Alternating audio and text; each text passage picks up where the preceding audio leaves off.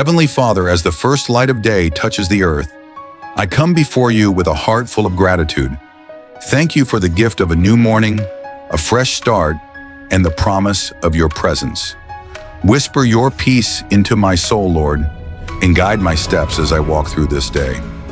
Fill me with your wisdom and strength that I may face challenges with courage and grace. Let your love shine through me, touching the lives of those I encounter. May my words be kind, my actions be thoughtful, and my heart be steadfast in faith. Lord, I surrender this day to you. Lead me in your ways and help me to trust in your plans, even when the path seems uncertain.